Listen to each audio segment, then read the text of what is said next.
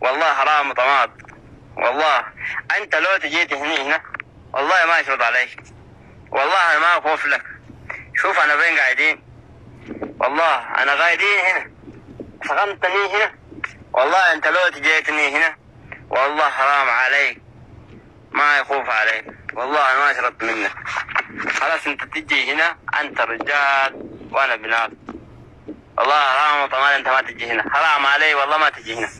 والله انا قلت لك والله انت لكن لا صدق ما صدقت على كلام صحيح. تمام والله ما يشرط عليك منه. تعال هنا انت رجال. هذا مشكلة. الحين شرطة سعودي مسكني حاسبوني سامحوني انا اول غلطان ما عرفتني ما فكرت كذا. الحين لو نفكر اول ما نقول لك ذا. اول مرة اللي سويته غلط سامحوني. اللي بصار كيرنا يا زاد. اول خلوا كلام غلط. ادينا الشرطة الحين شرطة سعودي مسكني حاسبوني. يا حمار يا غبي هذا مو بلا دقك يا كيرنا سيلا كم سنغون دار. tokkoffaa karaa seeraan alaatiin seeraan ala biyya namaa keessa jira. Seeraan ala biyya namaa dhuftee seeraan ala abbaa biyyaati waa jechuun maa jedhame. Jalqabayyuu waraqaa hin qabdu seeraan ala biyya namaa seente. Ati mana abbaa tokkoo dirqamaan seeraan ala osoo hin hayyamin seente mana isaa keessa dhaabattee waan argite haasa'uun maali? Sila sammuun akkam isin dala iddiyya dhaara. Fayyaa hin qabdani. Sanuu yoo ati dhiira taatee mee ati bakka tana yoo biyya isaati bakka fedhe dhufuu danda'a akkamitti hin dhufne? Atuu ka biyya ta'e achi dhaabattee achi dhayitee inni ka biyya isaa ta'e akkamii biyya isaa keessa bakka barbaade dhufuu hin dandeenye. Sanirraa hafee immoo viidiyoo waraabee maxxansa. Social media hundi isaa location qaba. WhatsApp, Facebook, TikTok wannummaan location hin qabne hin jiru. Location saniin deemanii si qaban. Namni akkamitti akkatti firra haasa biyya namaa dhufe. Biyya isaa keessa jirtaar. Biyya abbaa keetii seeta. Yaa jarana rabbi jedhaati uf eega. Tokkoffaa location cufadha. Lammaffaa immoo TikTok irratti baatanii Facebook irratti baatanii waan argitan hin haasa'ina biyya namaa keessa deetanii. Jalqabumayyuu wanni akka nu godhe warra TikTok irraa afaan banu kan warra TikTok irraa waa arrabsu kan. Akka jedhanitti namichi Masrii dhaqee as deebi'ee booda siisiin Masrii sun ummanni biyyatee keessa taa'ee nu arrabsu jira.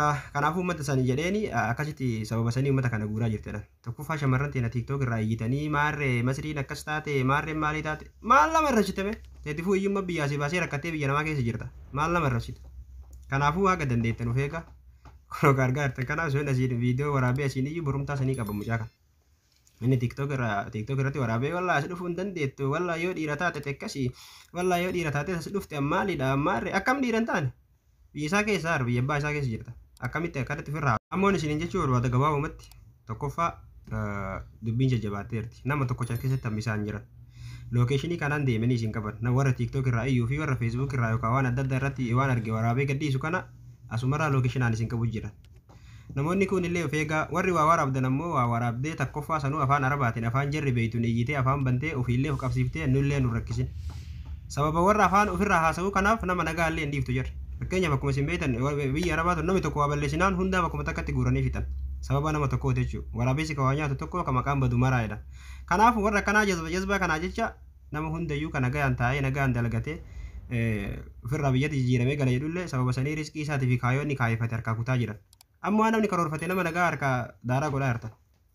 Kanaaf yoo teessanii quuftanii biyya galuu barbaaddan nagaa uumaan callisaa galaa malee miskiina nagaan hin dalagadhaa diqqollee taatu jijjiiramee gala jedhee as keessa taa'u afaan hin qabina waan argitan haasofitanii jechuudha. Sanuuma yoo dandeettee atas dhufte wallaa ati madhiira ati maarreedha akkamitti hin dhufne. Atuu miskiinni karaa bahaarra dhufte miilan deemtee jabala sanitti baatee mijarri yoo barbaade xayyaaraan dhufti rakkoo qaba. Biyya abbaa isiiti bakka feete dhufte lookeeshinii waan hunda harkaa qabdi akkamitti hin dhufne akkamitti sammuun kana siyyaan. Kanaaf amma booda illee warri waraabaa jirtanillee warri waraabaa hin jirre illee dhaaba.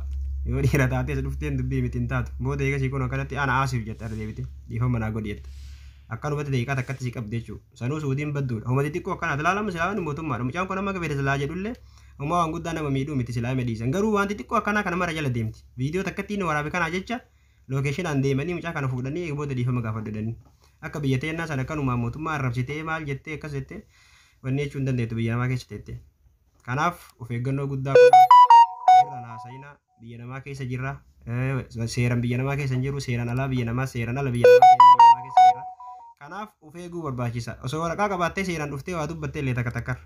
Jalqabayyuu seeraan ala hayyamaan alatti mana namaa cabsitee seentee dhuftee booda illee ofirra haasa'uun hattuun mana namaa keessa dhaabattee waan argitaa soitu maali?